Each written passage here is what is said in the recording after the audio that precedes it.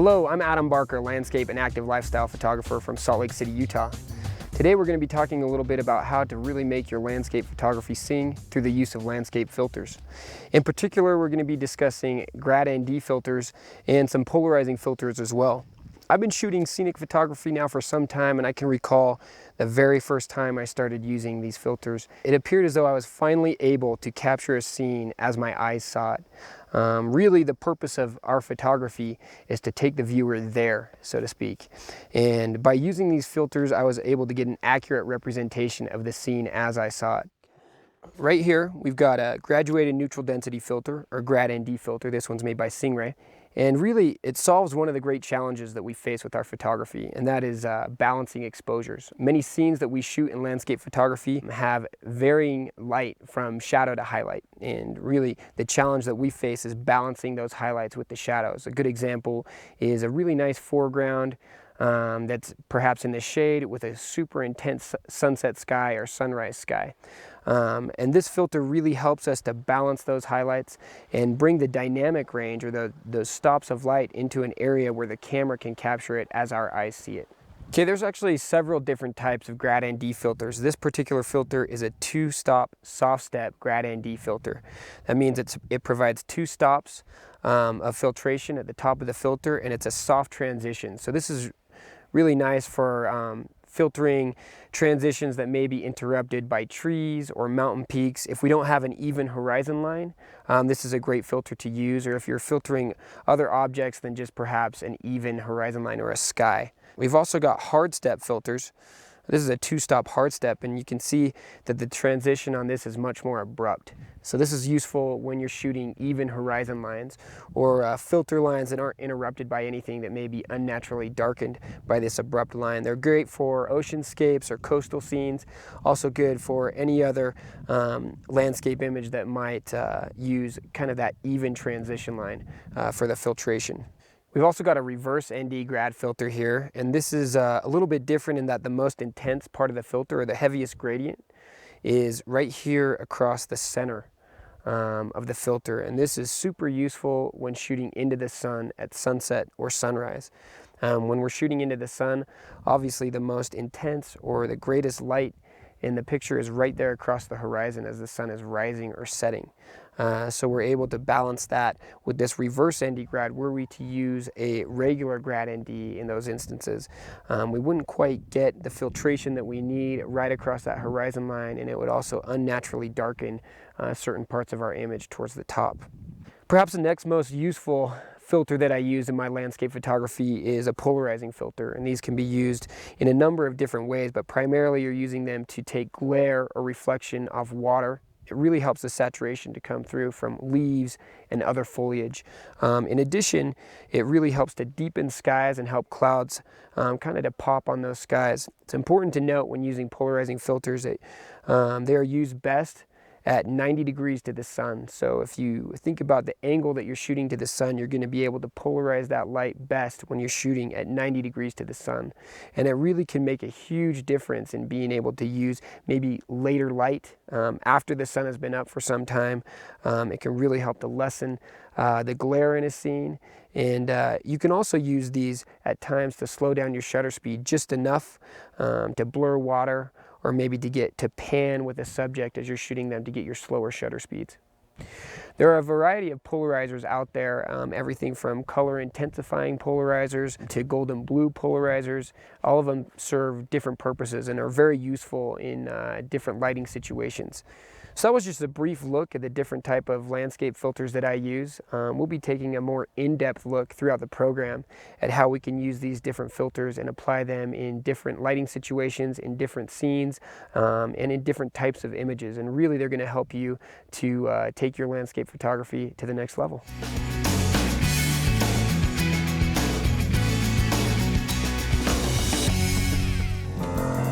So we're here this evening at Bell's Canyon Reservoir in Salt Lake City, Utah. And we got a kind of a fairly cloudy evening. Definitely have some decent potential for a good sunset light. We're hoping for that magic light. Whether it comes or not, we're gonna walk away with a keeper for sure. We chose this location. Basically, we've got quite a bit to work with here in terms of compositional elements. We've got some water, we've got some nice harsh shoreline here where the water has cut away, giving us nice leading lines. We've got some great reflective surfaces where whether we get that magic light or not, we can work it with a golden blue polarizer. And in addition, we have options as to whether we'll shoot into or away from the sun. We've got some great mountaintops and ridge lines back there that if for some reason we do get great sunset light, they'll be receiving that nice warm light. If for some reason we don't have breaks in the clouds and the clouds light up with color, we have a location where we can actually shoot into the sun and capture that color in the clouds. So when I'm looking for a sunset or a sunrise location, I'm trying to give myself options. I want a plan A and a plan B and a plan C if I can actually come up with it. But I definitely want to have options so I can work with the weather and the conditions that I'm giving. It's key as a photographer to be able to adapt to the environment in which you're shooting. And sometimes they're split-second decisions. And those decisions are made a lot easier if you've considered the options beforehand. A big part of giving yourself options is pre-visualization of your shot, thinking about the types of images you want to create. So if you know the location that you're going to be shooting from, if you're familiar with it, think in your mind, maybe the evening before, and as you're driving to the location, the types of images you're hoping to create. That way, when you get to the location and those opportunities present themselves, you'll be much more in tune with that opportunity. You will recognize that much more instantly as the type of shot that you were looking to get. If I'm doing a sunrise shoot, many times the night before the shoot, my brain is just clicking away, thinking of the types of images I'm going to shoot, how I'm going to handle the potentially diverse conditions that may present themselves. So the more thought that you can dedicate to the images that you're going to capture, the better chance you have of walking away with a keeper. I think the more that you shoot in diverse conditions, the more you realize that great images don't come from happenstance. They require forethought, they require planning. Of course, they're going to benefit from a little bit of luck, and they also benefit from a knowledge of how to use the tools that are going to help you to capture the conditions best. So as you look through the lens here, and I'm using live view on this camera, you can twist it and see the effects that are taking place with the golden blue, from gold to kind of a more faded gold, to a blue, to a more intense blue. And as you twist that, you can kind of decide what you like best. So as I'm twisting it here, I'm going to try my first shot with a fairly intense gold hue to that water. The next key part of this image is balancing the sky with the 3-stop reverse ND grad. Because we're shooting wide angle here, we really need to be careful that we don't get our fingertips in the frame. So definitely pay attention to your LCD when you're reviewing your image.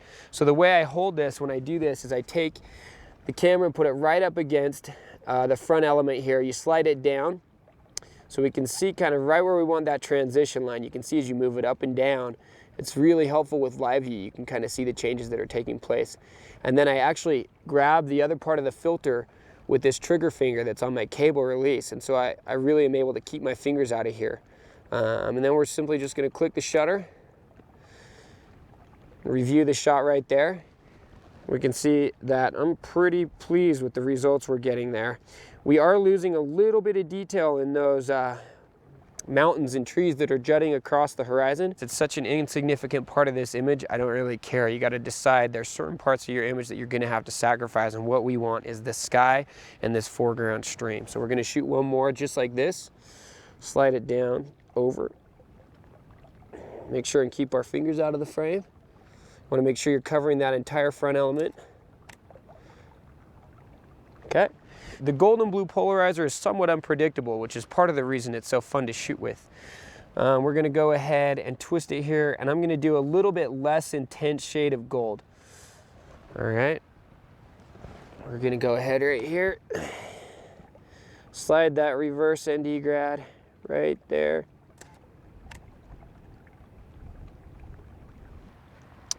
All right, so just to actually demonstrate the difference of shooting with and without the reverse ND grad filter and with and without the golden blue polarizer, we're actually going to shoot some images here without those actual tools so you can see the difference that it makes. Here we're just going to go ahead and shoot an image with the golden blue polarizer minus the reverse ND grad. So what you're going to notice here is we're still going to have some nice color on the water, but our sky is going to be pretty washed out. All right, so now we're going to remove the golden blue polarizer here. I'm going to adjust this exposure just slightly. And here we go, there's our shot without the golden blue polarizer, and literally it is lifeless. So we're really creating our own magic here, which especially when it comes to assignment photography and commercial photography, and a client needs an image regardless of the conditions you're given, you really have to make lemonade out of lemons. You really have to play the game with the cards that you're dealt. So having an understanding of these tools is going to give you a greater latitude to come home with a keeper regardless of what you go out with.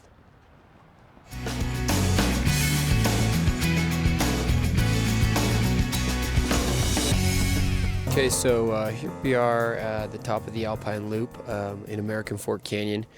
Pretty early this morning. It looks like, well, actually it's not so early now. It's about 5 after 7, but we've been here since about 6 o'clock, just kind of milling about, finding our composition, finding that shot that we want to capture. I always get to my sunrise and sunset locations at least 30 to 40 minutes early, and you know, dawn shooting is a fantastic time, as you've seen or will see in the portfolio review, to capture nice even lighting and some nice pastel colors. This morning we're going to be doing some longer lens landscapes. There is a lot to shoot in this area, so it's important when you get in locations like this to try and get committed to one shot. That said, you want to keep an idea of what's going on with your surroundings, but resist the temptation to run around like a chicken with your head cut off. It's better to get one really good shot than 3 mediocre shots because you were trying to get too many. So we're going to go ahead and set up for this shot with Cascade Peak in the background and some nice just changing aspen trees in the foreground. It looks like we've got some great fog and mist to work with this morning. Hopefully we don't get fogged out, but we'll just see how it goes. What I'm doing here is just kind of lining up my long lens landscape. I'm seeing on my frame right there that I just got a little bit of a branch up there in the upper right hand corner, so I'm just going to recompose real quickly. I'm using a 4-stop grad ND right here, and you'll see I hold it right up there against the front element of my lens. Kind of hold it basically still here because I don't need to manipulate it too greatly with the soft transition. Checking my histogram to make sure we're good here, and I'll zoom in real quick on my LCD to make sure we're properly focused. Okay, I'm going to adjust that just a little bit.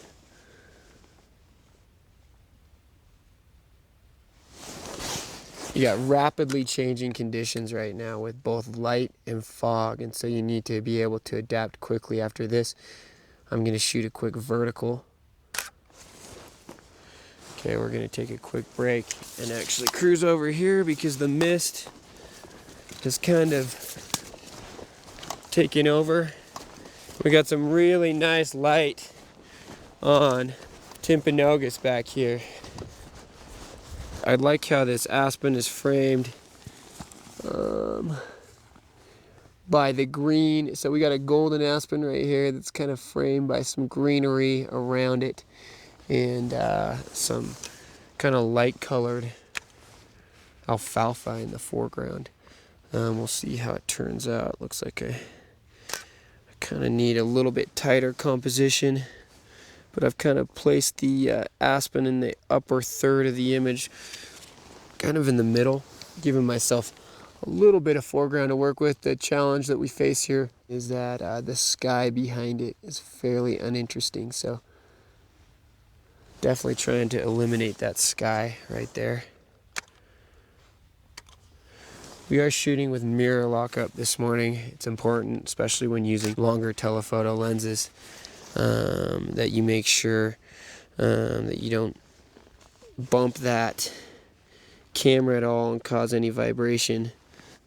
Okay, we're just now starting to get Timpanogos Peak poking out from behind this aspen right here. So I'm going to kind of anticipate it clearing up a little bit. Shooting at some deeper apertures here because I do want some depth of field. I want that aspen sharp, and I also want that peak fairly sharp in the background. I will probably shoot some with a little bit shallow aperture as well, so I can kind of separate that aspen from the peak in the background. It's just barely coming through right now. Keeping an eye on that mist.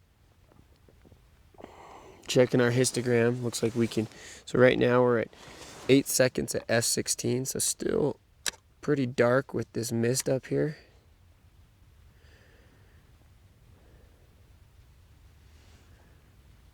You can see I'm holding that grad ND filter straight against the front element right there. Okay, so I mean, we're at this area here where we've got a number of options, and it's, you know, important to kind of take note of your surroundings. I've seen a bunch of other images that we can shoot while we're here, but I do still have kind of that one 5-star in mind. You gotta keep everything in view and keep your eye on the prize, so to speak. I can see again the peak is starting to come out a little bit more on this aspen shot. With misty conditions like this, it can change so quickly, and really a couple seconds can be the difference in actually getting the image and not getting the image. So certainly have a couple shots in mind, have a plan A and a plan B, and if possible have them within a certain radius. You want to give yourselves options to shoot. So it looks like this mist is starting to clear up a little bit now. I'm going to snap one more here of the aspen tree with the peak, and then I think I'm going to move back into position for this shot looking towards the mist and Cascade Peak right there. Another thing worth mentioning when you're shooting into conditions like this, particularly cold conditions, is you want to try and keep your breath off that filter because it'll freeze. I've had frozen filters before and it's not fun. So it looks really awkward, but I kind of make a practice of just breathing down. It's a really great look, I know. But kind of breathing down, so you're not breathing on your LCD screen and you're not breathing on your filters either. I'm actually just going to adjust this, give ourselves just a tad more room. Right there.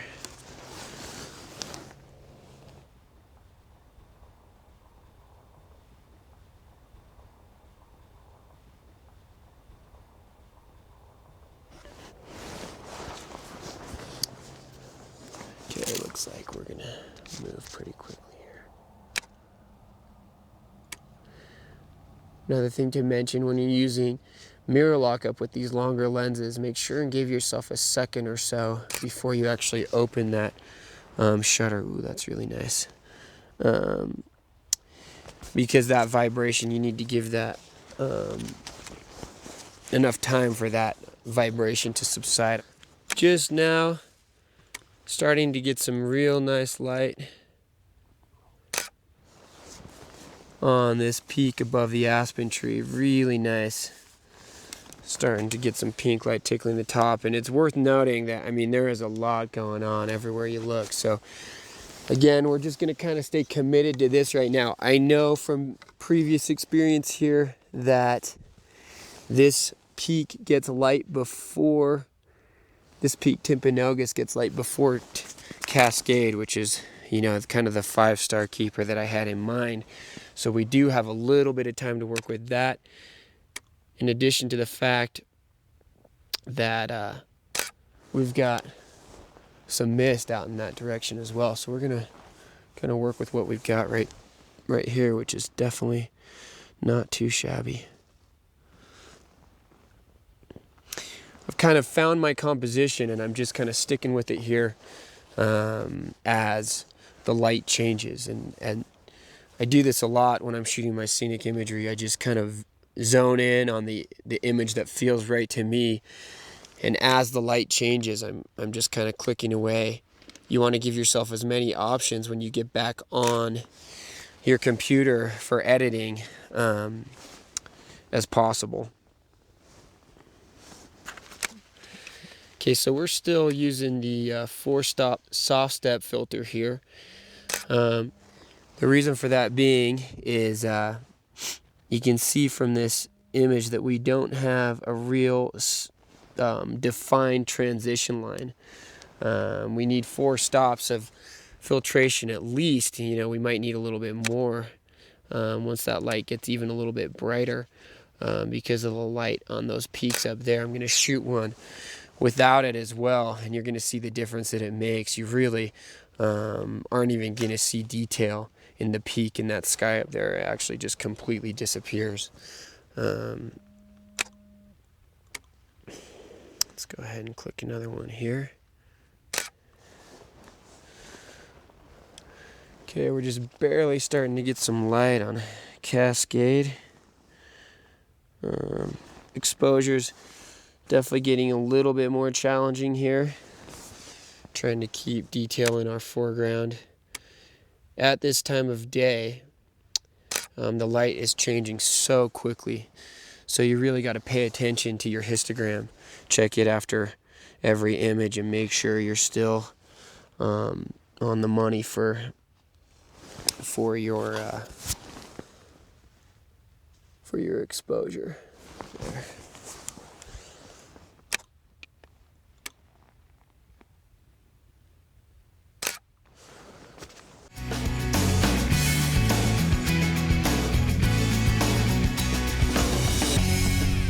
Got this shot that's kind of lighting up over here.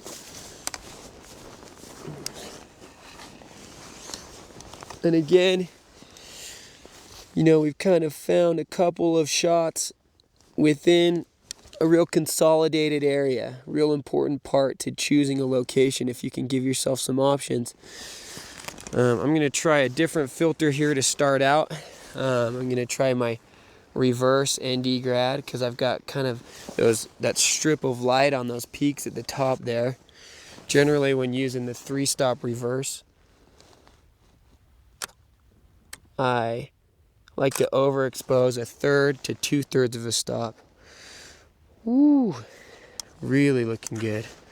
I can see in the corner of my frame I've just got a little extra tree branch that I don't want. I'm just going to get a little bit tighter. I think another important thing to note here is I have a little bit of cloud above the peaks there, and after that there's really not much of interest. So I'm really getting tight.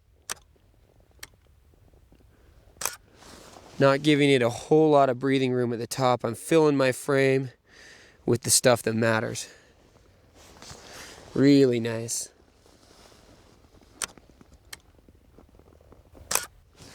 Now you got to be much more exact. You can see as I look through my viewfinder, I'm being much more exact with the placement of my filter line as it's much more abrupt.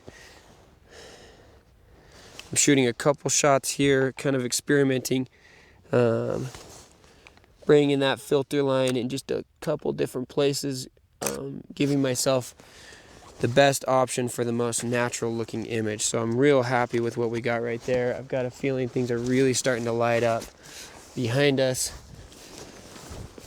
Well, not quite yet. We're gonna go back. Actually,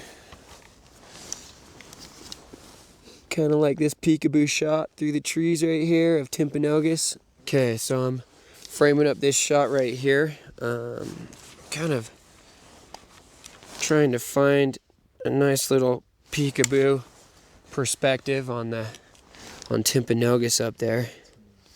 And making a point. I want to show you the difference the polarizer makes too. As I twist that, you can really see that sky, wow, just start to deepen. And that is the difference that it makes right there. It really sets those peaks out from the background. We're not really, I'm going to shoot this without a grad ND at first because I don't really care to have much detail in my foreground. There is something I don't love about this image. We got some distracting branches on our left. So, okay, we're gonna go back real quickly here to this aspen shot. Really shaping up nicely. So if you have your locations chosen beforehand, you can really work a scene. One thing worth noting here is the light on our peak in the background has gotten so intense that the 4-stop grad ND is not going to be enough in and of itself. So I did actually try some with the reverse ND grad because it's a little bit more intense. Wasn't real happy with the filter line that I was getting, so we're actually stacking a 2-stop and a 4-stop grad ND right on top of each other. You can see, actually I'm going to show you right here the difference that the 4-stop makes bringing it down, which is pretty decent, but what I'm trying to do is not have to drop that filter down quite as much and give myself a better balanced foreground. So when we stack that 2-stop on there, we don't have to bring it down quite as far, so I'm not affecting that tree quite as much and still giving it some nice detail right there. And also we'll do some selective post-processing here to really kind of bring out the yellows in that aspen tree.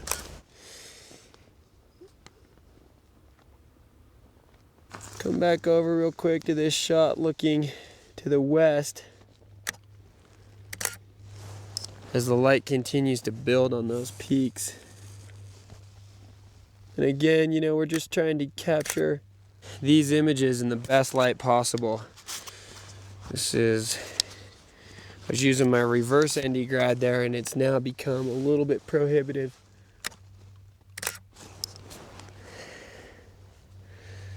So these are definitely kind of challenging exposures with the leaves poking up into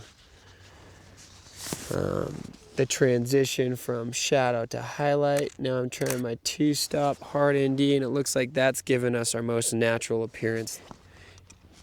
You'll notice I have this little filter pouch right here, which is really nice. It gives me really quick, easy access to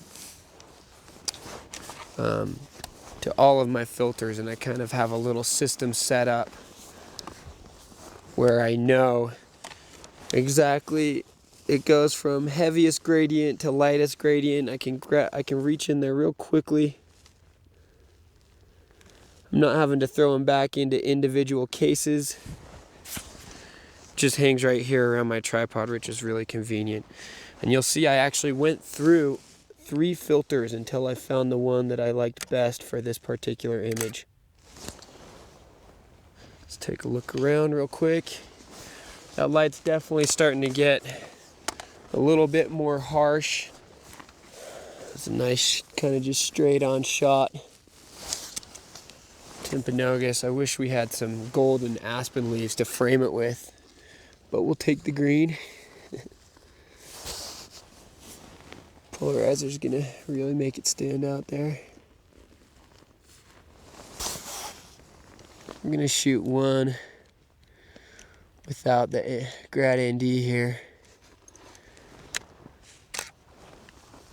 See how that looks. Not bad. I don't love that shot because it's kind of split in half right there, so gotta find some way to change that up.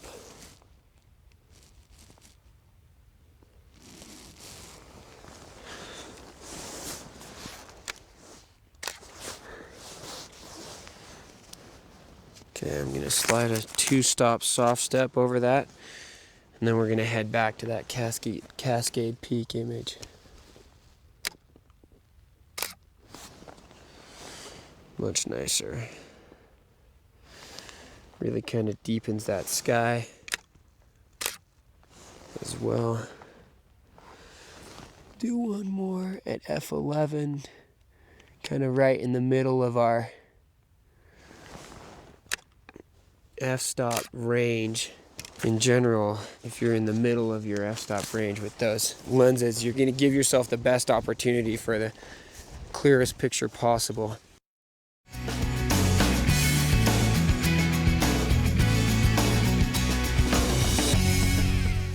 Okay, so here's a shot of Cascade Peak. I was hoping to get it with a little bit earlier light on it, but we've got it now, so we'll take it. Shooting at f11 as I've got a longer lens landscape here. My transition line is pretty easy, so I'm using my hard step filter, 2-stop hard step, and we're gonna see how this goes. Right off the bat, looks like we could maybe use a little bit heavier gradient. I should have my 3-stop hard step on me, but I don't right now, so we're gonna use the 3-stop reverse and see how that works for us. Pretty nice. I want to get a little bit tighter composition here, so what I've done here is throw on the 1.4 extender. We can really kind of get in tighter on this shot right here. Talking a little bit about isolating the scene. I'm seeing some little detail in this image and some parts of this image that I really want to kind of isolate. There's some nice fog going on. One thing to mention too, if you can, it's best to keep the center column as low as possible if you do have a center column on your tripod. The taller your center column is, especially when shooting at the longer focal lengths, the more susceptible you're going to be to vibration. So we're going to go ahead here and really divide this longer lens landscape into horizontal thirds. Gonna grab that 2-stop and see if it's enough once again. Okay. See if we can do this without getting our fingers in the frame there. Okay, I'm checking my histogram. Could definitely benefit from a little bit heftier exposure. I'm overexposing the scene here, nearly a stop according to my camera meter.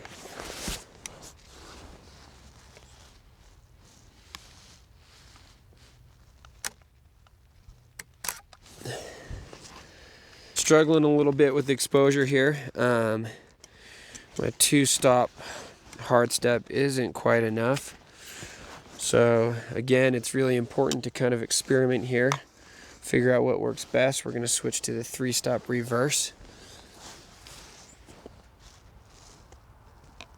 Let's bring it right down. Better, much better. In fact, we could even get a little bit more out of that. I'm now exposing about 1.5 stops, almost 2 stops. We're overexposing. Okay, we'll go back. And really what I'm doing is bracketing here. And well, we could technically kind of do this on the computer. We don't want to. We want to have the most accurate image we can right out of the camera.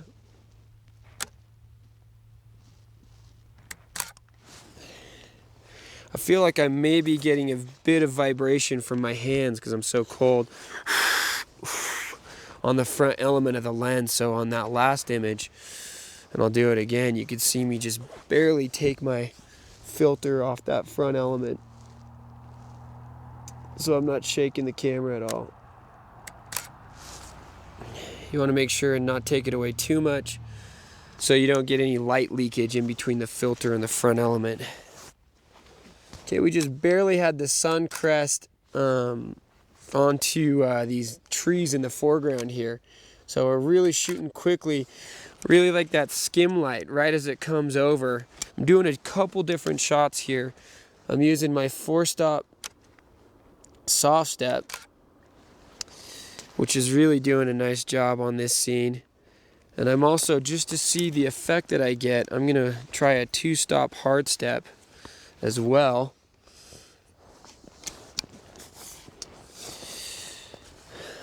Sometimes I like to experiment just a little bit with different filters on the same scene, because I may get a more natural look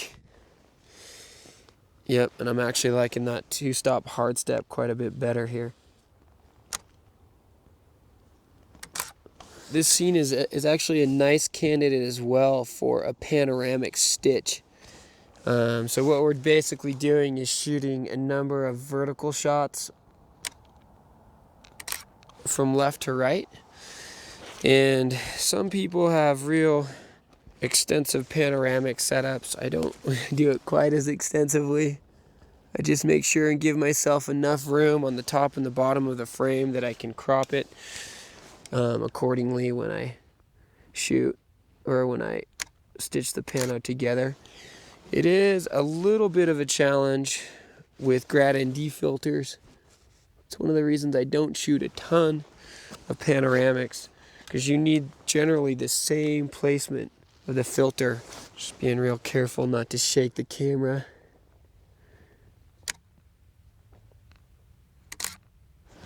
If one of these frames is soft, then it'll just cause a part of your panoramic to be soft as well. We do have just a little bit of a blurred foreground element here on this last shot with these trees, and I'm not real worried about it because it'll blend into the image pretty well, and to be quite honest, there's nothing we can do about it, so we deal. So then at the end of my shots, I've gotten all of them from left to right. I just take my hand, put it right in front of here. That makes for a fantastic image. Make sure I can see it. So that's where I know that the end of my panoramic sequence is. So when I'm looking at all the images on my monitor, I can see where it begins and ends. I'm just kind of continuing to shoot this. I don't feel like I've found or I've nailed this shot quite yet. We're gonna try a couple more here. Wow, that looks like Everest. Sweet. We're gonna shoot one shot here as well with the grad ND. I just kind of want to see what it looks like with a little bit of detail in those leaves.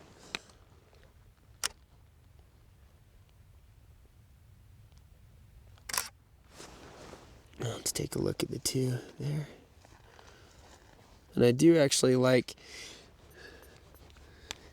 some of that gold we get in the bottom. It feels...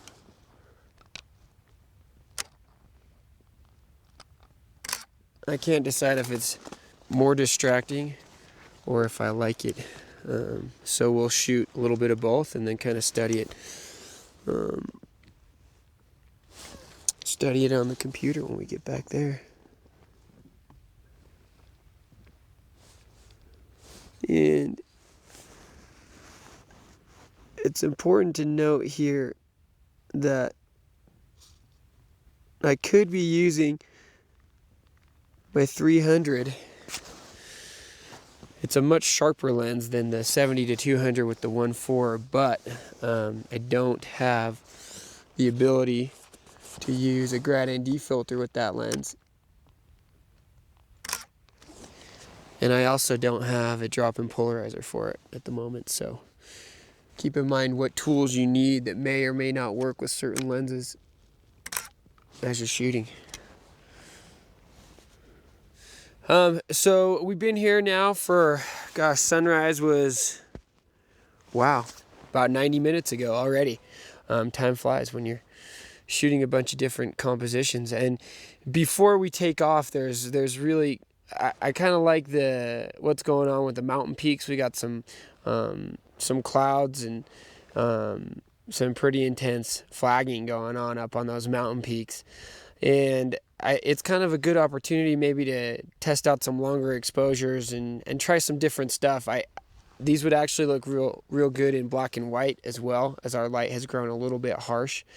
So I'm throwing on a Varian Duo filter, and we're going to try some longer exposures where I'm able to kind of give a soft, silky appearance to the clouds that are coming off of those mountain peaks. And I really, as we've kind of discussed, I love contrast, whether it's in color, whether it's in texture, and this is kind of in shape and texture where I can put a hard object right next to a soft object, those being the clouds coming off the mountain peaks. So we can see here with the variant duo, as we twist it, the polarizer function here, you can see kind of the subtle difference that's making. It's hard to tell because we still need to bring down our grad ND filter there.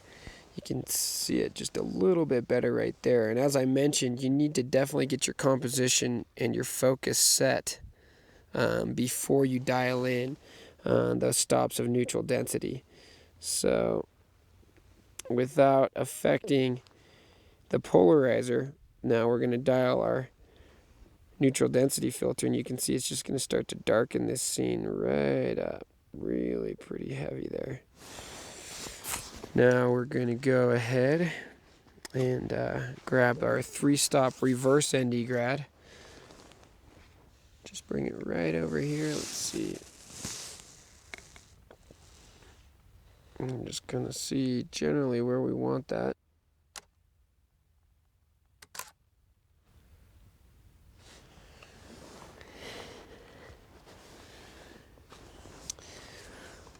All right, so we pretty much wrapped up our morning shoot here at the top of the Alpine Loop. The light is just the sun's getting pretty high and the light's getting a little bit harsh. We've definitely been able to work this location for some period of time. But we're gonna go travel a little bit further down the valley. We've got some nice clouds and fog going on. Definitely some other locations that we can work. But we pretty much exhausted our opportunities here for the morning, and we're gonna go ahead and move on.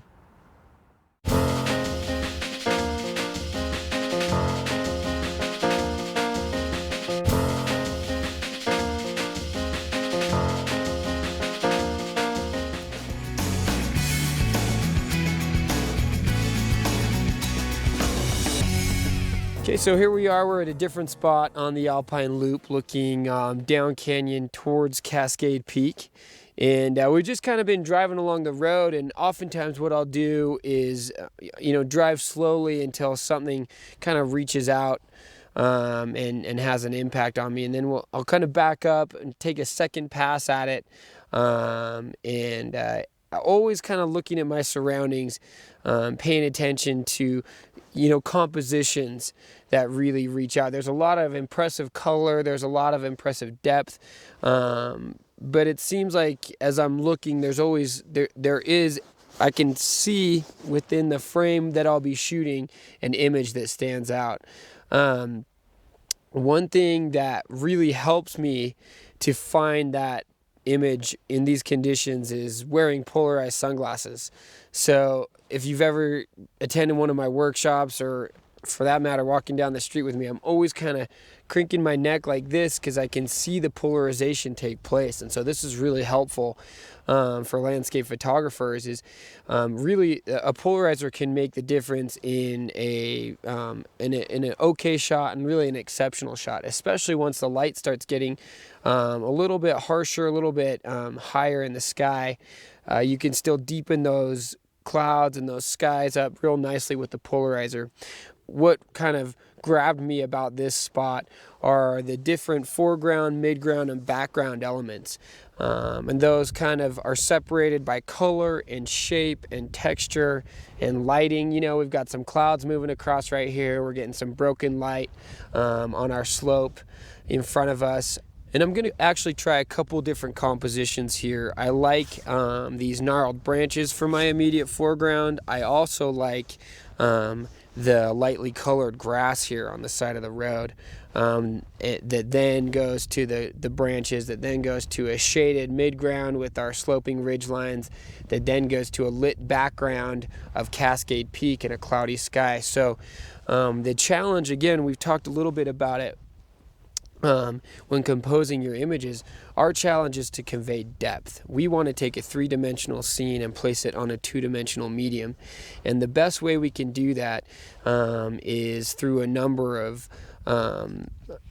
components in our image. One of them being lighting, one of them being contrast, and that helps us to give the near-far perspective to the viewer. Were they here at this location, they would get that depth with what they see in front of their face. But since they're not here and they don't have context with this image, we need to give them something to give them that perspective. So when I look through those 3D compositions, I look for separating elements from front to back. I look for differences in color and texture. And I obviously am always looking for spectacular lighting. And the lighting is kind of working with us here because we're getting some nice broken light that gives us depth. For this shot right here, I'm actually using the LB Color Combo polarizer, and that is a combination polarizer, warming polarizer, and color intensifying filter. So we're not altering any colors, we're just kind of bringing out those reds and oranges. You can see here as we twist the filter, we've had some clouds move in a little bit now, but there are subtle differences in the way that sky pops back there and the way the clouds kind of stand out against that sky, and we're actually going to exaggerate that even a little bit more or emphasize it with a soft step grad ND filter that we'll use. The maple and the oak, which are our red and orange leaves, are just a little bit past peak. They peaked here about 3 or 4 days ago, and so I kind of need a little extra punch to bring those out of my image. We don't have a whole lot of difference in highlight and shadow from foreground to background here, so we're using a 2-stop soft step grad ND filter, obviously hand holding it, and actually you're going to see me kind of cant the filter a little bit. We'll bring it right down right here against the front element. You can kind of see the difference it makes in that background, and especially the sky. We're going to cant it just a little bit because I want a little bit more filtration on the upper left hand corner of my image. Got to make sure we don't get that in the way. We're just going to go ahead and snap a couple pics here. And we're getting some really nice definition. I got a lit foreground right here, lit ridge right here, and everything in my midground is kind of shaded, and it's actually starting to come into sunlight a little bit right now. The really fun thing about shooting in these conditions is that the light is changing so quickly, and so every image is just a little bit different. You may like the spotlighting a little bit more in a different part of your image, so from frame to frame you can really choose which one works best. I like to shoot a number of different compositions, so when I see them full screen I can really choose the one that that has the most impact. So I like including this lit grass in the foreground right here. Definitely gonna dial that polarizer in right there, and you can see the difference it's making in that background. Just kind of get a little bit tighter on this. We're gonna go ahead and bring this 2-stop soft step grad right up against the front element, canted because I've got some dark clouds in my upper right hand corner, and I really kind of want to lay off as much as I can on filtering those, because I don't want them to appear unnatural. Then we're going to get a little bit tighter right here. I'm going to go ahead and kind of use those branches as my immediate foreground. And you can see I'm kind of balancing my foreground with the peak in the upper right hand corner there. Just get this sucker placed, get that horizon straight.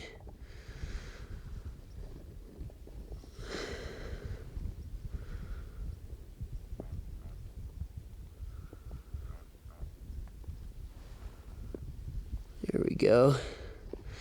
You want to pay attention to the edges of your frame, particularly the bottom of your frame here. Make sure you're including enough of that image. I'm actually going to switch up filters on this. I just kind of want to get the sky, so we're going to go to a 2-stop hard step here. Just bring that right down, right on that line right there. You can see the back and forth, the up and down.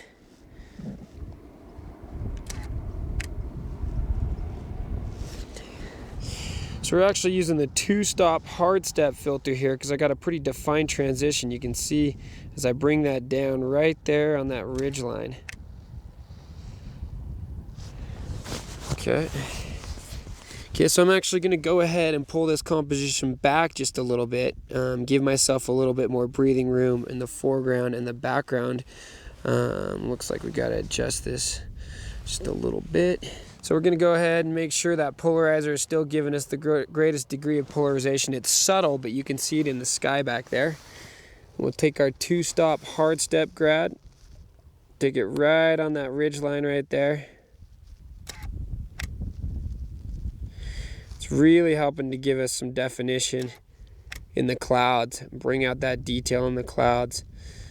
So I think hopefully you're seeing from this shot right here that we've got great depth in this image from front to back, starting with our fairly intensely lit foreground. You can see I'm just making sure I've got this just in the right spot, to our branches, and then to our shaded ridgeline in the back and our dark clouds at the very top of the frame. So despite the fact that our light has grown higher, we're still able to work this scene with some broken light and the polarizing filter, the color combo polarizer, and our grad ND filter, because we're able to kind of equalize the scene and really kind of bring out the color and the depth in this particular composition.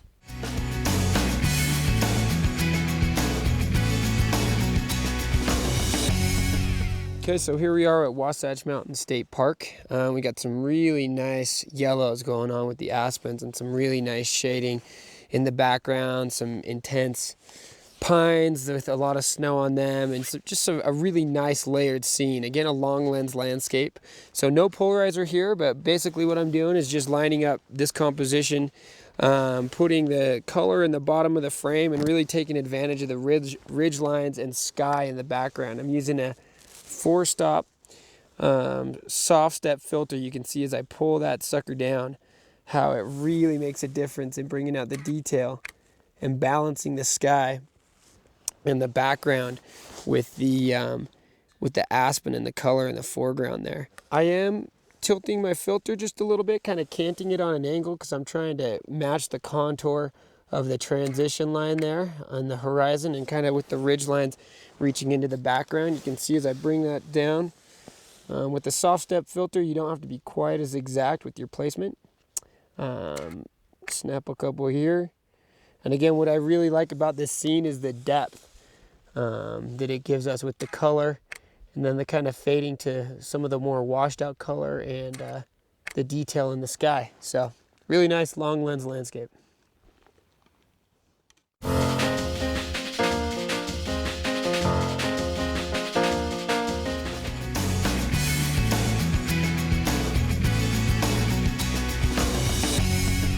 Kind of now starting to look for tighter compositions. That the bigger picture is not necessarily as nice an image right now because of the light, but we've got some really nice soft overcast lighting, even lighting, which is what you really want to look for when you're shooting fall foliage like this. I've got the LB color combo polarizer on there, which is again a combination warming polarizer and color intensifier. And the reason I have that polarizer on is just to take the sheen off the foliage, and you'll see there's just the slightest difference in removing that glare, and it really allows that color to come through. And you really got to pay attention to even though you wouldn't necessarily think this is the perfect opportunity to use a polarizer, you got to kind of train your mind to think otherwise, because it actually is. You want to take that glare. So what I'm basically seeing right here is some layering with color, just a lot of strong color right here, and I'm kind of dividing my frame up into the different patches of color, using it to provide some visual interest. And while it doesn't necessarily give us the depth that some of the grander vistas do, it still gives us enough to kind of look at. It gives the viewer something to explore. And these types of compositions, these types of images can really be shot 10 ways to Tuesday. I mean, there's just, I like to put on perhaps a longer lens and just kind of zoom in and out and pan left, pan right, pan up and down, and find that perfect kind of fit within the frame that we're shooting. So I'm gonna go ahead here, and we're shooting at about f11. I've got a 70 to 200 on right now. Looks like we're actually getting a little bit of direct lighting, which might make that upper corner a little bit hot. And it's definitely a little bit hot. So actually what I'm gonna do is grab my ND filters. This is a good example of how you could use your ND filters on something other than a sky. I've just grabbed my 2-stop soft step filter. You can see in this composition, the upper right hand corner, the leaves are much brighter.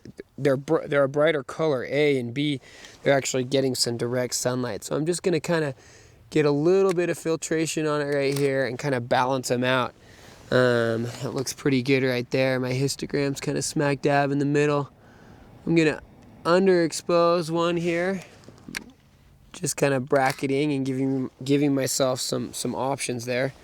Gonna overexpose one slightly as well.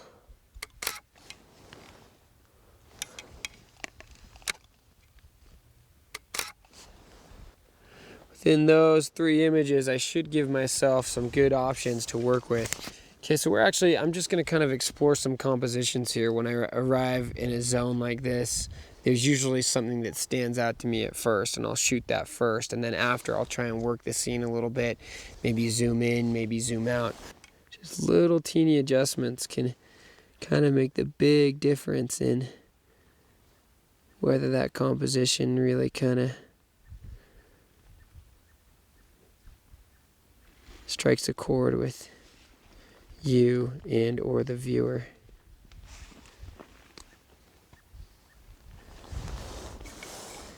Okay.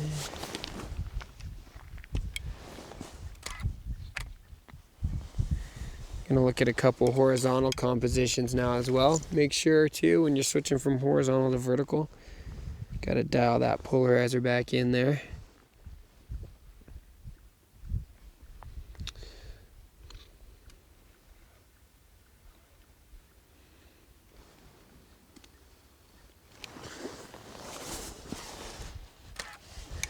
And just really what we're doing here is filling the frame with color. Just kind of a more abstract collage. You know, nothing like the usual foreground, middle ground, background type of stuff. This is definitely a different type of photography. One that can be a lot of fun for sure.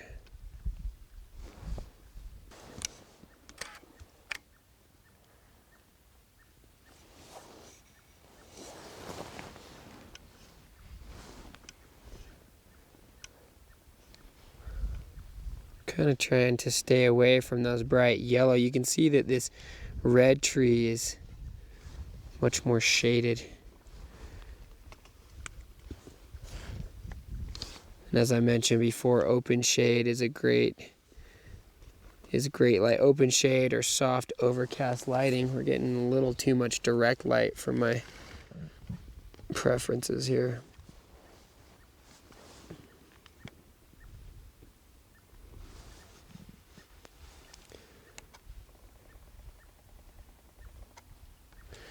I'd really like for that sun to go behind.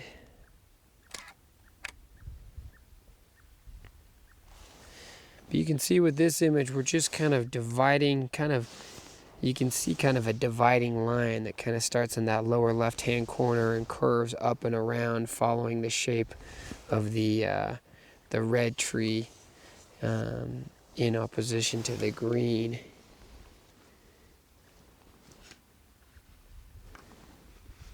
Putting that in different parts of the frame. Giving yourself some breathing room on the sides.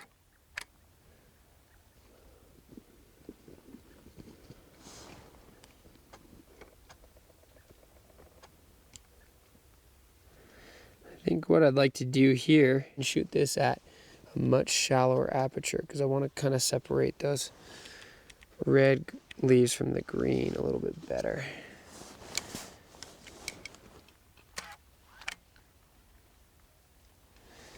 So not only now are we kind of dividing our scene with color, we're using a little bit of depth of field here as well, and I'm able to do that with the telephoto lens.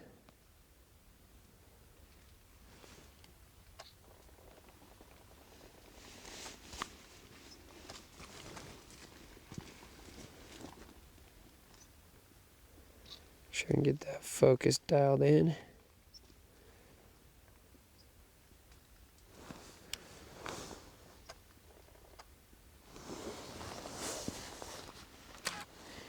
Also, you know, it looks like I'm getting a little bit of natural vignetting, which I really kind of like here.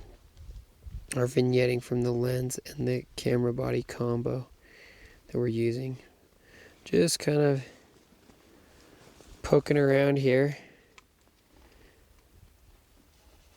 Really trying to work this scene.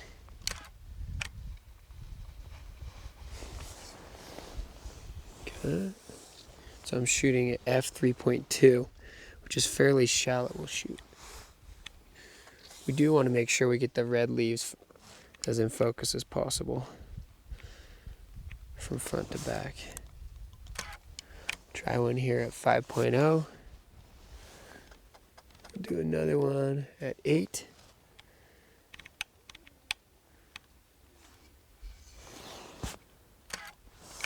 One thing to keep in mind too when you're shooting leaves like this is if there's any wind, which there is a little bit of wind here, you got to make sure that you're shooting at a shutter speed quick enough that the leaves don't move on you, because you definitely want these to be tack sharp. Let's throw that lens hood back on there. You could really stand here for quite a while. I think one thing worth mentioning too, I have it set up on my camera so this button next to my thumb, this AF on button, is my focus button, and I use that a lot in my action shooting on my other bodies, so I can hold down that shutter button while the camera continues to focus. But in this particular instance, it's useful as I'm using my cable release, because I use the selective focus zones in the camera a lot. I'll just simply select a zone and focus in on a particular part of the image, and then I may oftentimes recompose.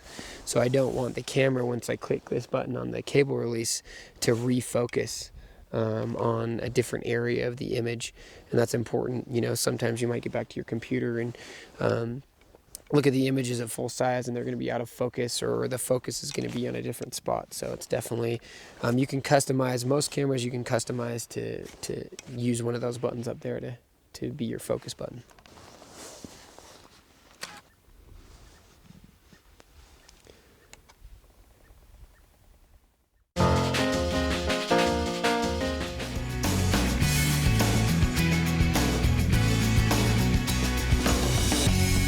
Okay, so we've actually just stumbled upon these moose here in Bait Cottonwood Canyon. We just came up here for a sunset shoot. Super nice soft light. We got some really nice soft side lighting in this aspen grove. And you know, I'm not a wildlife shooter, but I do have a longer lens and I'm always prepared to shoot it. So it's kind of actually really fun. So definitely one of the things that you need to keep in mind when shooting these animals. You got to have a longer focal length. You want to get right in on them for sure. And you're also going to want to be shooting at shallow apertures, because you really want to separate that subject or that animal from its background. You want to, you know, much like you'd shoot a portrait with these longer telephoto lenses, you're really able to compress that scene and get some nice background blur. But you know, you need to certainly shoot, you know, f4.0, 3.2, depending on how you're shooting the animal. If you're shooting a side profile, you don't need quite as, you don't need to stop it down quite as much, because you've just got one parallel plane to keep in focus. If you're shooting it straight on, depending on how much in front and behind the eyes you want in focus, you need to keep that in mind while you're adjusting your aperture as well. What I'm doing right here is just kind of looking for a direct line of sight to the moose. And I'd love to see his whole rack, but the spacing on the trees is a little bit tight. This is also a real challenging exposure with the dark body of the moose and the white aspen trees. So ideally we would have a flash for some fill flash. Really important to be shooting with a tripod here. So you hear him calling him. Okay, so I'm gonna follow them up a little ways and try and get in front of them. Not really in front of them, but anticipate where they're going.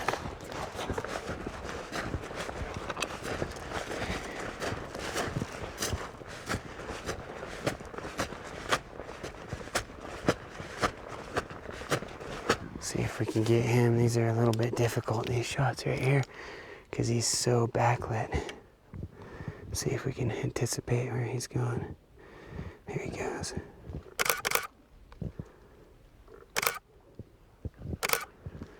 Yeah.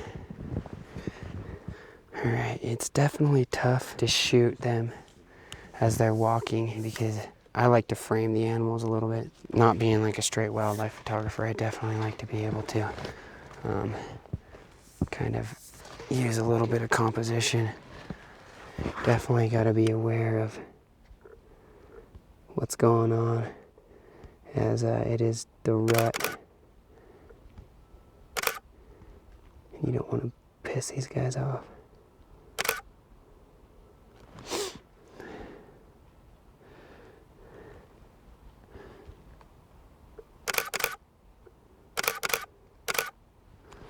I've got the big bull to the side of me with some nice side lighting, but these smaller moose, it's kind of some really nice backlighting with some great light on the head right there. Wow.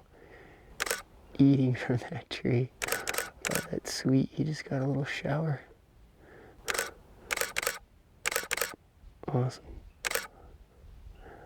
Yeah, it really adds something to the scene, at least for me as a scenic photographer. To have these backlit leaves and to add a little bit of gold to this scene kind of gives it a little bit of context too. Well, right now I wish I was a little bit whiter so I could get the color in the tops of those trees in.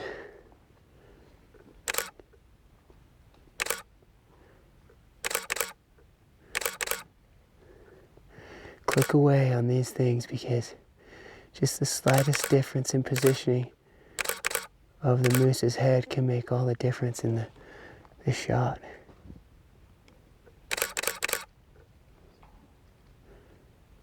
Oh, hey, buddy.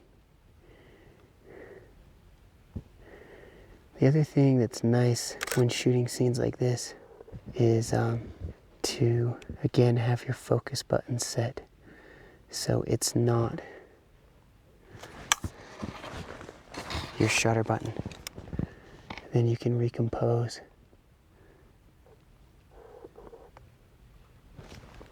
Okay, if you're gonna stay there for that long, I'm gonna try and switch out super quick. The extender, get a little bit wider. You don't you go anywhere.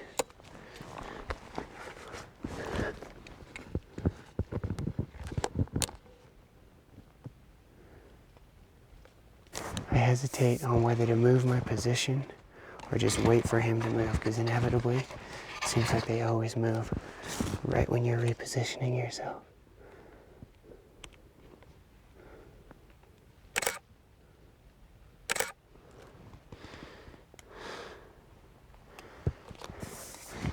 Yeah, buddy.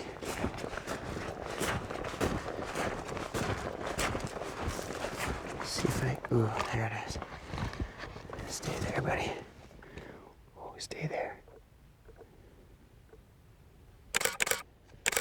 Oh, nice backlit breath.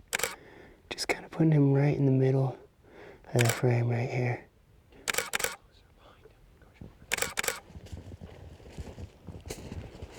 I'm gonna switch it up. Do a horizontal composition if this guy's gonna stay put.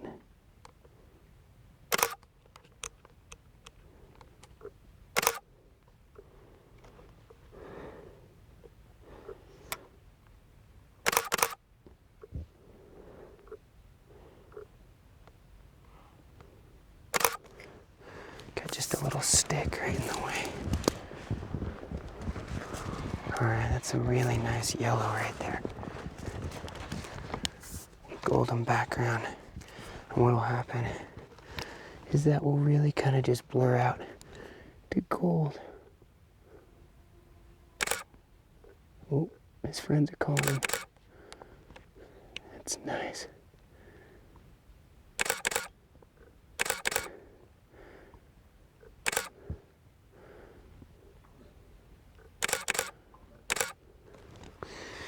Yeah, so I guess one of the things that's kind of nice for me about shooting the wildlife is having also a background in kind of action sports photography and shooting other fast-moving subjects. At least your eye is a little bit trained as to where to place them in the frame quickly. You don't have a whole lot of time. It's a little bit different in that I can communicate with my models, but sometimes, you know, I am adjusting on the fly. So definitely when shooting these types of things, anticipation really helps. If you can anticipate where the animals are moving, obviously you don't want to get in their way, but you can kind of move with them, capture them in the best light, maybe search for the correct spacing in the trees. So yeah, it's definitely helpful to think about where they might be going and think about how you might want to frame them.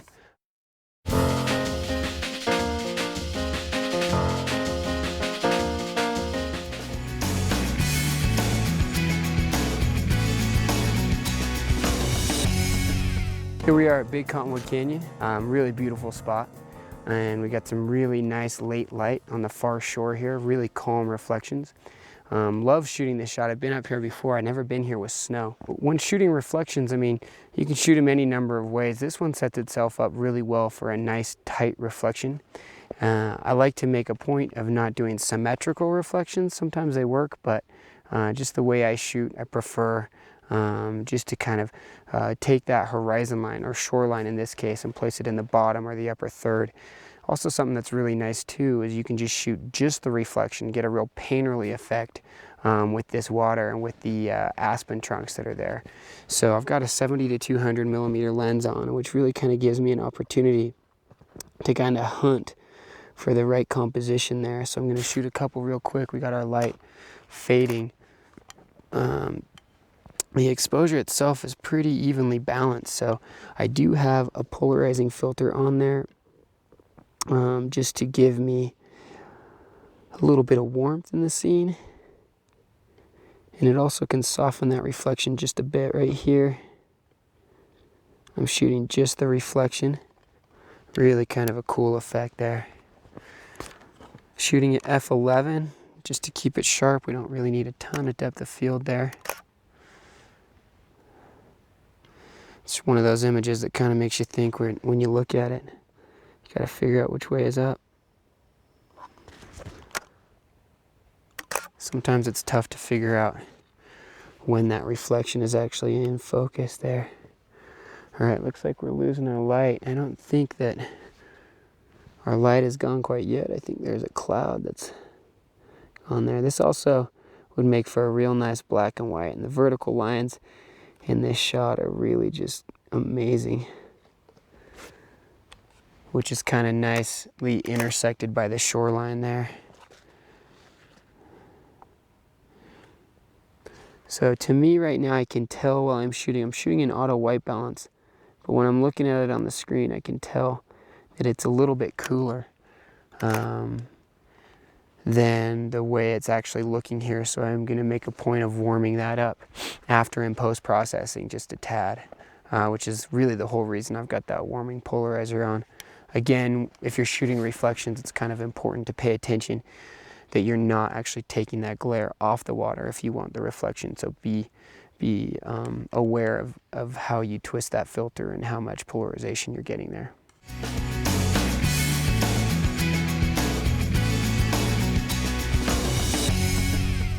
We're losing our light pretty quick here, but we've still got some pretty nice light on certain parts of the trees. And I just kind of noticed this shoreline right here and how those grasses kind of intersect the reflection of the trees there. We could probably even get some more of it by going that way if you look at the scene right there. But I kind of like to shoot these scenes a couple different ways. I like to focus on actually the grasses itself and kind of get some nice color and shape around it. Then I also kind of like to focus on the reflection itself And between the two, it seems like you can kind of get a pretty cool mix of imagery here. It looks like here I'm not really loving focusing on the reflection, but I'm just kind of putting the grass in the bottom frame there, shooting at a little bit deeper aperture so I can get some definition in those trees as well. Gonna look at a horizontal right here. The one thing I'm not loving is the stick that's going through the upper part of the frame. Our light's changing so quickly that I don't know that we really have time to move our position. So you can see I just kind of twisted that polarizer to give me more glare right here. Let's take a look at that. Looks a little hot. So the camera is actually telling me that that's a proper exposure, but I just checked my exposure and it looks a little bit overexposed. Another great reason to always check your histogram. So I'm actually really kind of liking the abstract nature of that. Again, kind of filling the frame with that grass, leaving a little bit of breathing room on the bottom and the top. That's nice. I'm gonna move myself over here real quick and see. I do this a lot when I'm shooting reflections. Just kind of move and really pay attention to what happens to the reflection as you're moving your angle of view. All right. So actually what I've done is just gotten real tight on this grass right here. Just kind of makes for a cool abstract. Color in that reflection is very cool. Ooh, I like that. This isn't a bad time either to discuss the importance of wearing the right gear. I always tell my workshop students to wear pants even if it's really hot outside, because you don't ever want to be limited by what you can capture because of what you wore. It's the same idea as always taking all the gear with you that you think you might need. I don't ever want any excuse for not coming home with the best image possible, other than the fact that I failed as a photographer. I don't want to be able to blame it on any equipment or anything like that.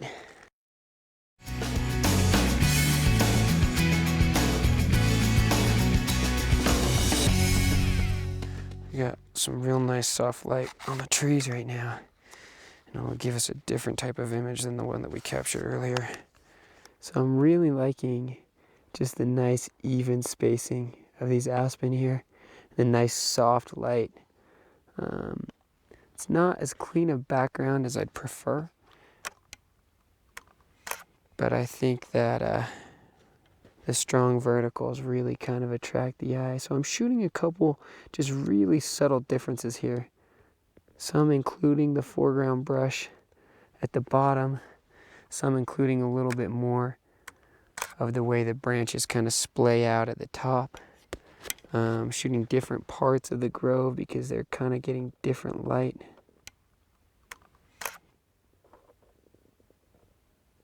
Kind of searching as well for something a little bit different. I look at some parts of the shoreline and it looks a little bit messy. And what I really like, and I can see it right here, is that there's some dark spaces in between these trees.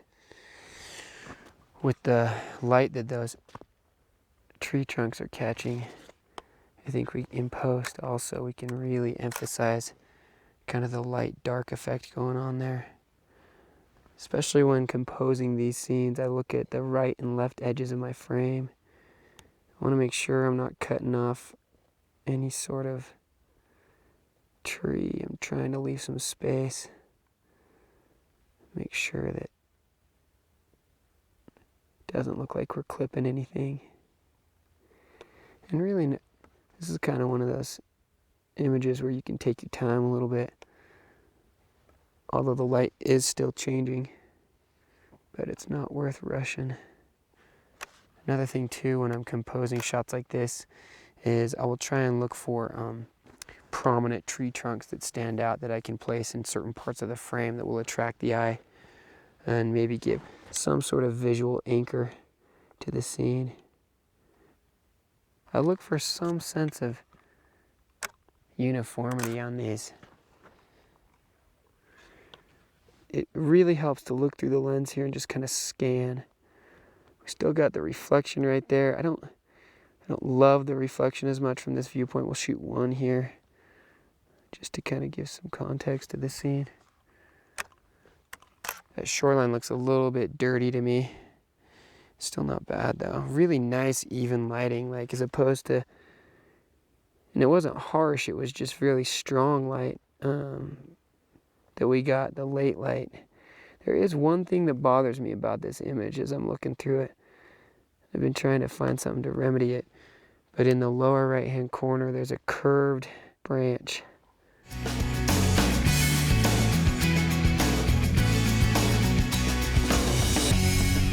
Oh, we got the moon up there coming out. We are putting on the 300 super quick. We've got a rising moon right there. Definitely want the compression of a big lens here. It's important too to get that moon right as it's rising, so it's not too bright in relation to the rest of the scene. I'm actually metering the trees, but I'm checking my histogram to make sure I'm not blowing out the moon. And so I'm kind of dark on the trees, and it looks like I've got enough detail in the moon there as well. If I needed to, I could do a quick shot of the moon for the moon and a quick shot. That's what we're gonna do real quick. Quick shot of the trees, quick shot of the moon, and then we'll put those together after in Photoshop. So a digital blend. Do one horizontal here as well.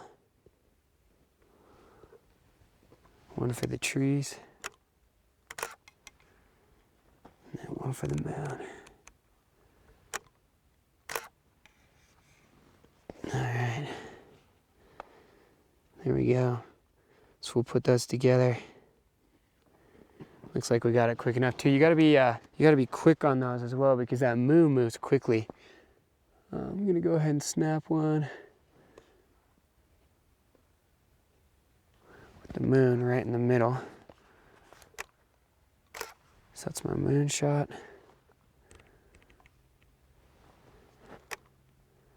That's my tree shot. Okay, really nice. All right, so now the moon is kind of risen a little bit higher above the ridge line there. So we're no longer able to compose the moon with the ridge line to kind of give it some context, to kind of show something else other than the moon, to show it in relation to. And, you know, a lot of people would be tempted to kind of shoot the wider angle with the reflection and the moon up there, but it just becomes so insignificant. And really, actually now, it's so bright that it's just going to be this little white dot in a lot of your images. So it's just worth mentioning. Stay committed, keep your eyes on the prize. I mean, right this evening what spoke to me were those really stark tree trunks. And it is a really nice wide picture, but it's not going to have the impact, in my opinion, that tighter shot would on the aspen trunks. So just remember what it is in the scene that speaks to you. If it is the moon, capture it when it's coming above the horizon so you can give it some perspective. Otherwise, you know, keep in mind what it is that attracted you to the scene in the first place before that moon showed up.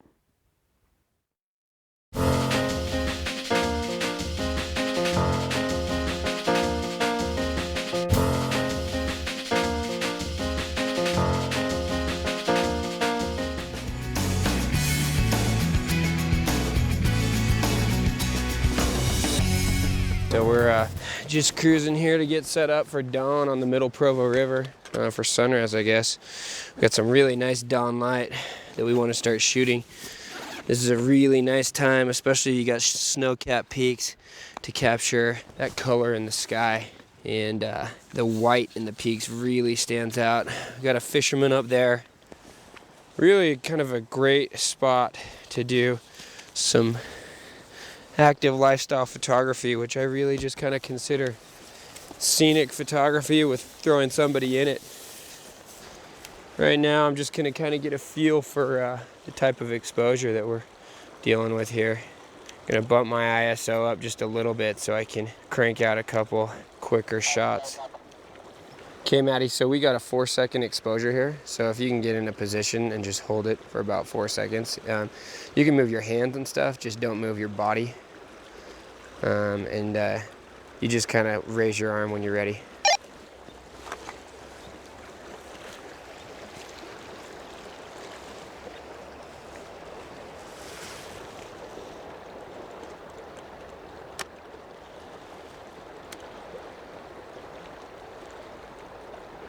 I'm just kind of testing the exposure here, figuring out what's going on while my athlete here, or model, is getting set up.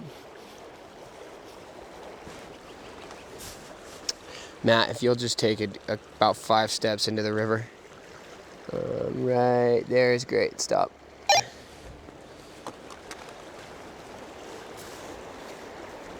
Right now I'm putting him in the kind of the lower left-hand third of my frame. I've got him moved in there a little bit further than I'd like. We're just gonna go ahead and click this shutter here. 2-second exposure. And take a quick look.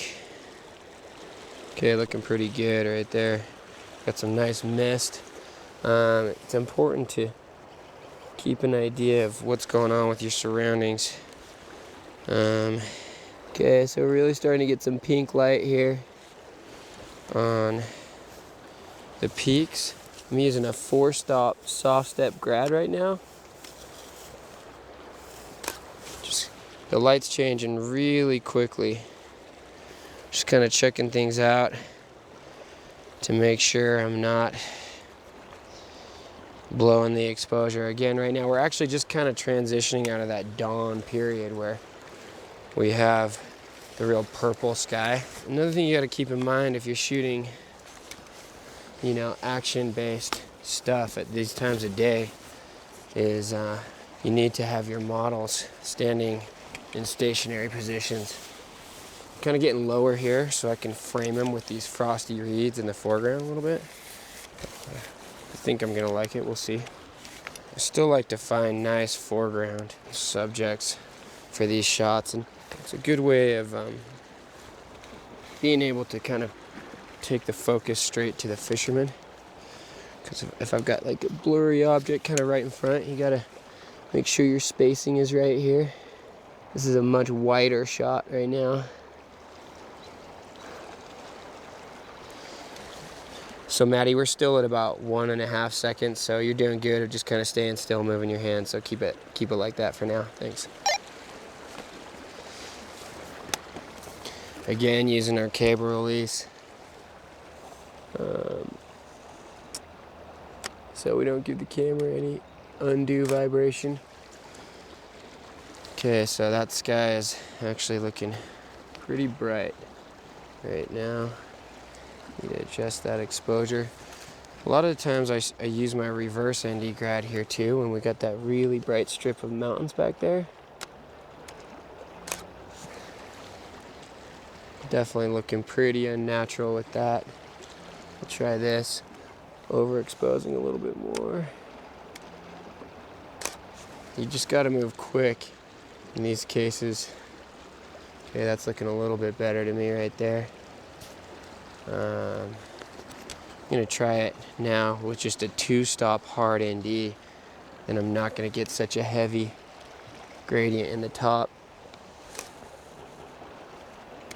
A little bit better, you can see, and it looks quite a bit different. It's a different feel for sure. With the reverse ND grad, I'm able to kind of overexpose my image in the foreground and create some depth. Just the straight hard step, I don't have that effect quite as much. So it really just kind of depends on the image. And I'm just kind of moving myself back a little bit so I can get a little bit more compression kind of feel like these reeds aren't really giving me the type of foreground I'd love. You want to make sure that it feels like you're putting this stuff in on purpose. Otherwise, it just doesn't look right.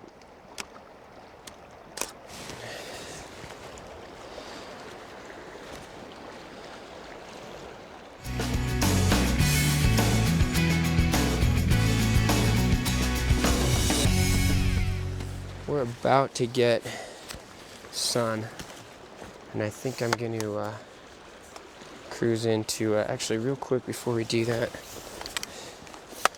I'm going to put a polarizer on. It's going to really give us a different image. It's going to take the glare off the river right here. You don't have too long before that sun hits the peaks, and once it goes quick. And what I've found while I'm shooting is I think I'd like to get a little bit tighter in and do a vertical. You know, it was some nice dawn glow there for a little bit. I'm fairly happy with those images. I don't think they're the 5-star I was hoping for, but what I'm doing right now is I know that when the light hits those peaks in the background, it's really going to be spectacular. I'm going to go ahead and throw the polarizer on, kind of provide some good separation between the fishermen. I'm going to use a relatively shallow aperture here. Okay, Maddie, that's a perfect spot. I just want you to stay there. And these are 1/4 of a second exposures, so if you can keep your body still, move your arm like that, that's great. And just the way you're facing right there is perfect. Gonna try my reverse grad ND right here. I know I got that strip of mountains right across the top. Basically, I'm giving myself plenty of detail up there. And what I'm doing is I'm actually kind of looking through, placing my filter with one. I get my filter placed right here, and you can see me just barely kind of move my head like that. And what I'm doing is kind of getting my filter placed, and then I kind of move my head so I can concentrate on what the fisherman's doing. I want to make sure that since I'm at a relatively slower shutter speed, I want to make sure that I'm catching him at a moment when he is rather stationary. So again, just kind of a bunch of things to keep in mind. Slower shutter speeds.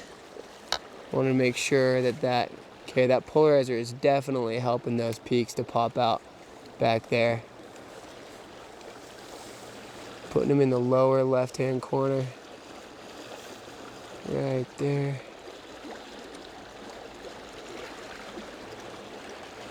Give it a little bit of breathing room at the top. Grab the 3-stop reverse ND grad again. Getting that nice kind of earth shadow right there.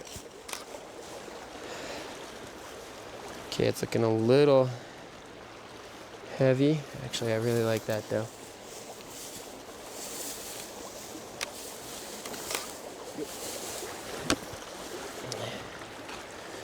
Hey Maddie, why don't we do one real quick with you either fiddling with your fly or looking at your fly box or something. So basically what I want to do right now is just kind of shoot some different stock type shots where he's kind of looking at his fly box. These are good stationary poses. You got to be careful that they don't feel too set up. It's a little bit difficult not to have them feel too set up, but it's nice because I can kind of really work the scene a little bit better here when I don't have to worry about him moving around. You just really want to be communicating with your model. Let him know what you're thinking. So we're going to shoot a couple of horizontals as well. Twist that polarizer in. A little bit wider shot here. This is nice. Starting to kind of lose that glow in the sky as the sun gets closer to the horizon. You really do kind of have like a dead period.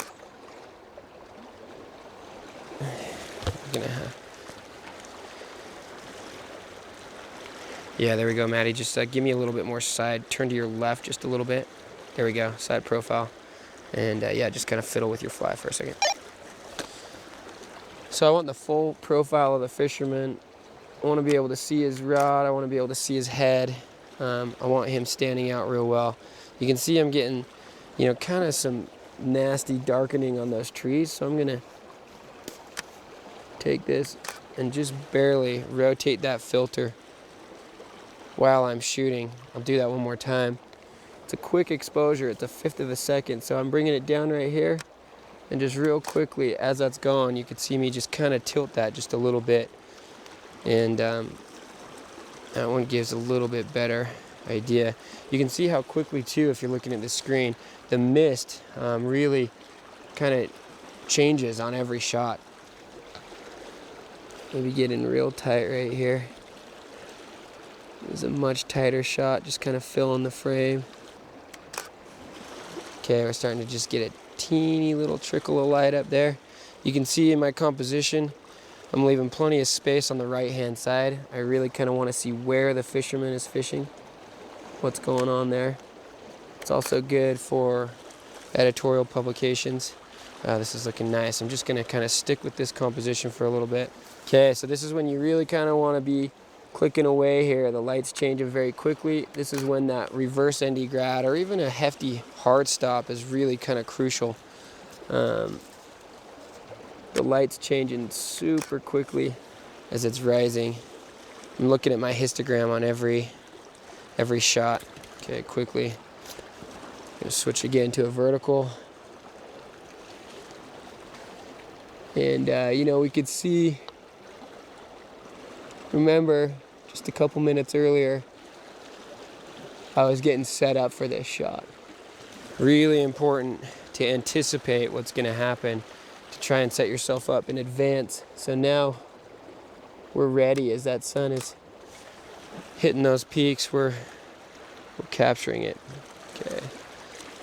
I'm actually going to bump my ISO down now as it's getting brighter. Maybe get a little bit deeper aperture.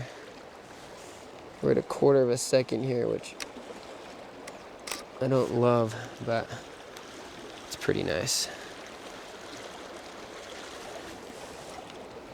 Okay, sliding that reverse ND grad at an angle actually, because my ridge line is really just kind of slanted just a tad bit.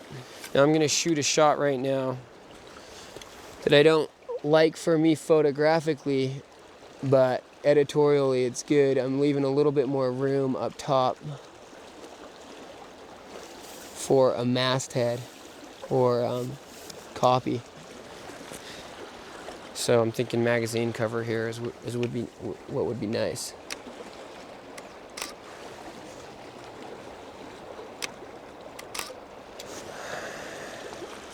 Okay, so obviously I don't really love those compositions for the photo itself. All right, so we're just kind of still experimenting with compositions here. You can see how that polarizer just makes a little bit of difference in those background mountains and sky. It's not taking so much glare off the water as it is bringing those background mountains, kind of cutting that mist just enough a little bit. Now really what makes this shot is the reverse ND grad right here. We're going to see the difference when we just bring it down right there. You got to be kind of exact with that placement. Another thing you want to remember when you're shooting these types of shots is you want your models or athletes to be dressed currently. You want them to be wearing current gear. You want them to be looking good. We're going to switch up to a vertical composition here. The sky is starting to get pretty bright. I'm going to get in a little bit tighter.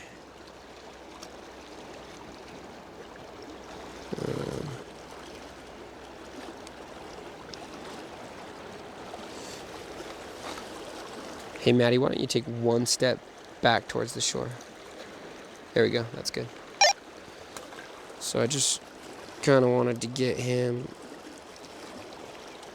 so he wasn't quite in the middle of the frame there.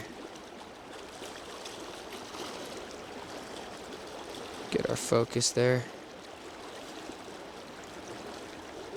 Okay. You can see we're just kind of placing him in that lower left-hand third. Make sure that polarizer's dialed how we want it. Okay, we're going to try that reverse ND. On the vertical compositions here, it's starting to become a little bit more challenging. Okay, there we go. Okay, so you can see we just bring that right down. Don't want to take it down too far.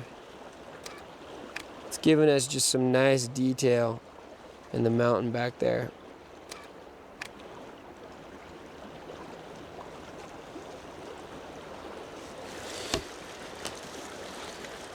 Okay, Maddie, why don't we do one kind of fiddling with your fly box or with your fly?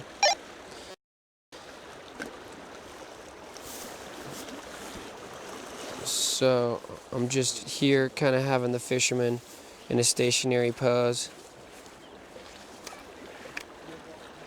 We're also going to do some horizontals, maybe some tighter horizontals. There we go.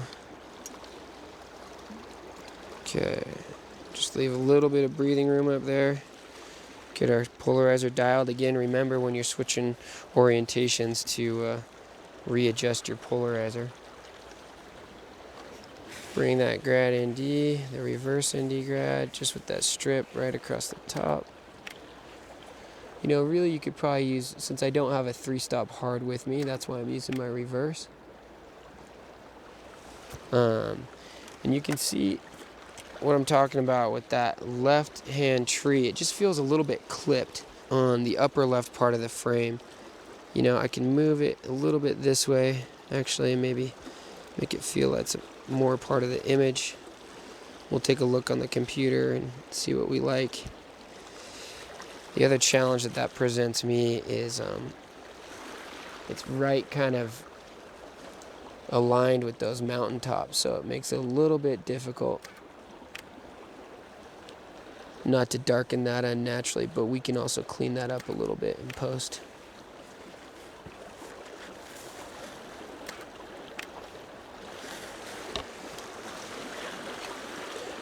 Okay, Maddie, if you want to start fishing again, you're good. Why don't you catch a fish? Are they rising? Well, are you switching up? No? You want to switch up? All right.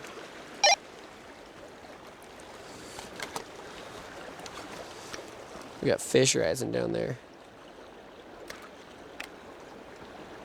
I'm still gonna kind of be aware of catching Matt at a fairly stationary point.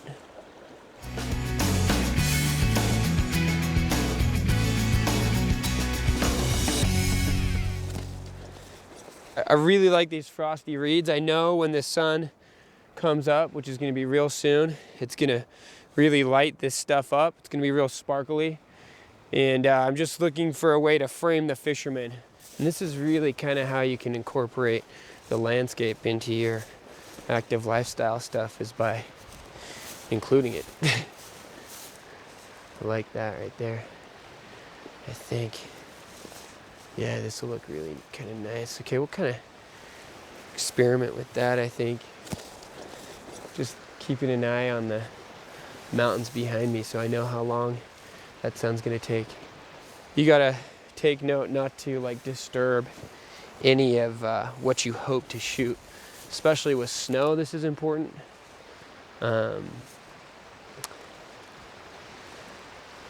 You know, I don't want to knock the frost off any of this stuff, and really I probably shouldn't be walking through all of this, but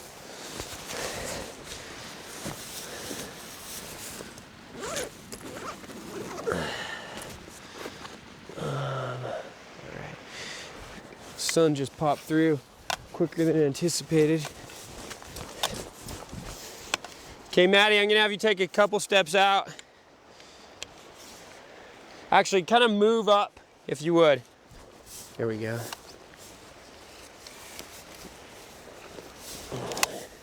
Can you take a couple steps out into the river? Move up just a little bit.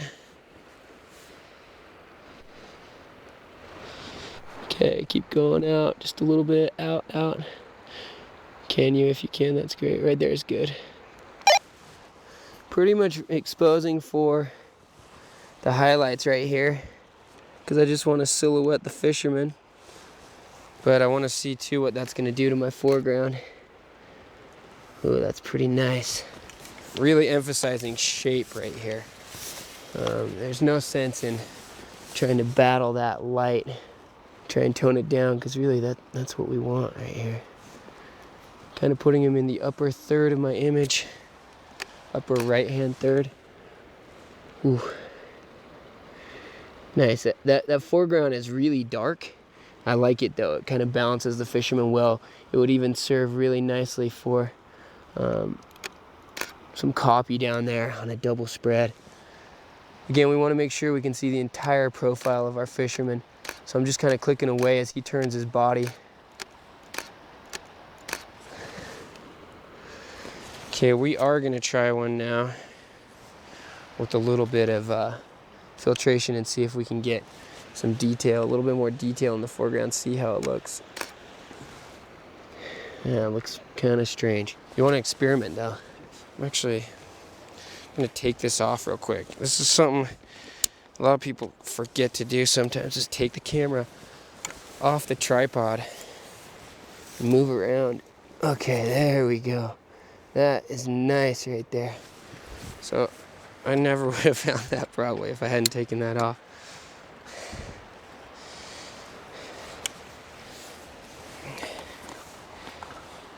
Maddie, just stay right where you're at.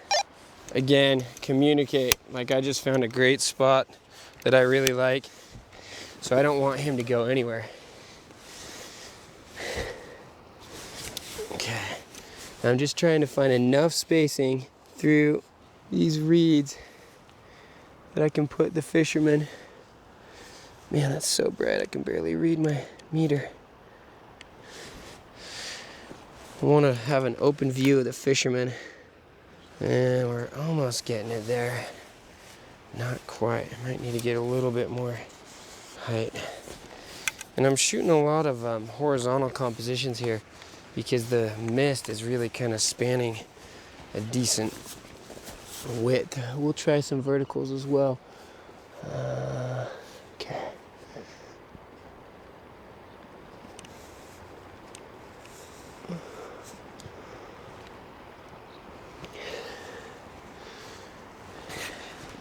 Okay, I really like. Okay, so we can see. Definitely want to be able to see what is going on. Is he fishing? Is he rafting? What's he doing? You know, I want to be able to see. The viewer is not here. Sure, we've got a river, but is the guy just hanging out? If you can, you want to see the profile on the rod. I can definitely probably get off of my mirror lockup here, so I can kind of just be a little bit more aggressive.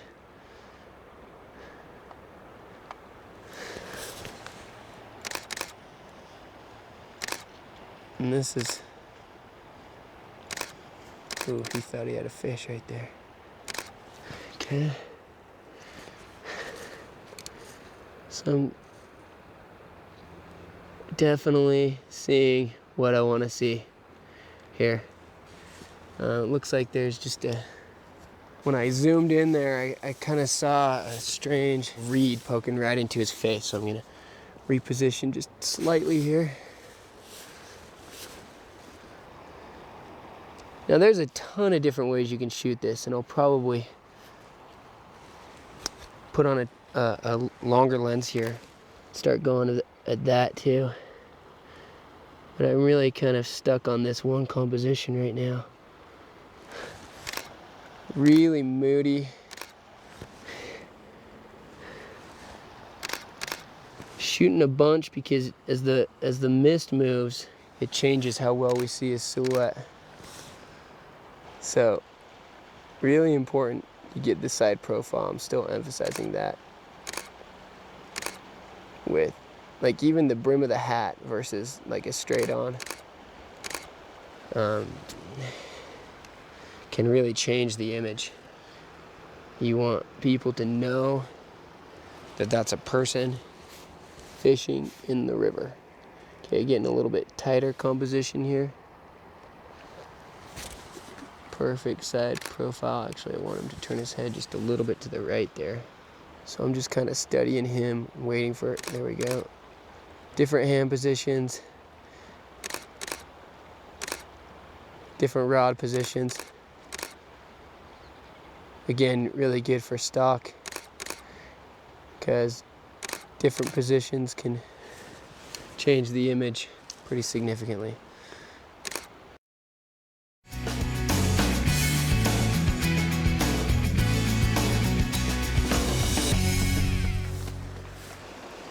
So I've switched up to a 300mm lens here.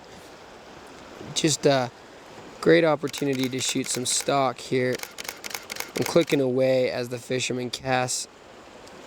Just kind of different opportunities for different body positions. Definitely want to keep an eye on what's going on there. Looks like it's having a little bit of a hard time focusing that mist, which is, you always want to check your you always want to check the focus on your screen there and make sure that it's tight. But we're not using any filters here. Again, this is just a really great opportunity to focus on shape and form. You can get some really cool stuff with the fishing line here too. We'll kind of switch so we're a little bit more directly backlit. I really like this side profile right now because the mist is so prominent. It's just a good opportunity to shoot some stuff that will likely serve us well in the stock world. Just kind of analyzing each shot a little bit, making sure I'm getting what I want. This is a good horizontal composition, but it's always good to try and shoot as many horizontals and verticals of the same area in case an editor or an art director or anyone needs a little bit different composition. So right here, that's even more heavily backlit. Kind of placing the fisherman in my lower right hand third.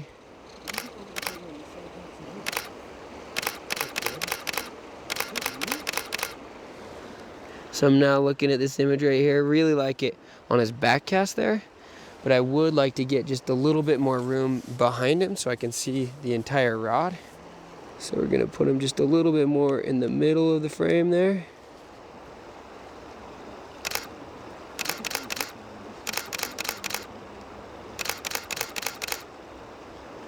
It's pretty nice.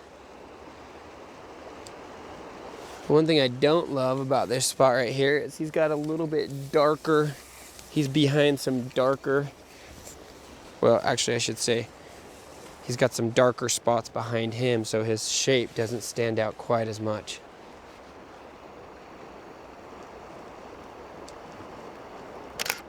Looks like actually that mist is just starting to dissipate a little bit more altogether.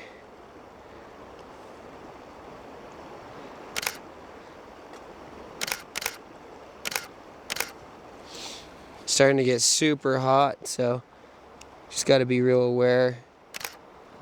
Obviously we're not really trying to get any detail in the shadows, but I just want to make sure, since this mist is so prevalent, that I'm not blowing out the entire river. Otherwise it's just going to look like a field of white. Still want some detail in there for sure. Shoot some verticals real quick. Wow, that's getting pretty hefty there.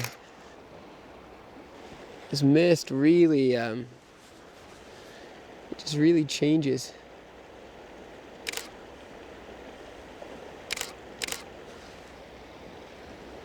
Wow.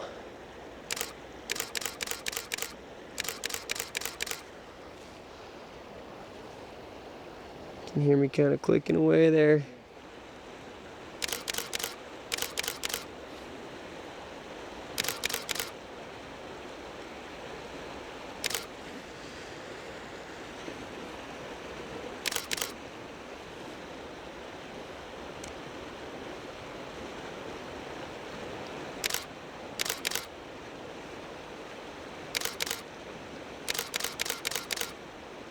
All right, so that pretty much wraps up our time here shooting fly fishing on the Middle Provo River. Beautiful morning this morning. We had a couple of different elements to work with. Really nice light, both on the mountain peaks as well as lighting up the mist as the sun rose above the horizon.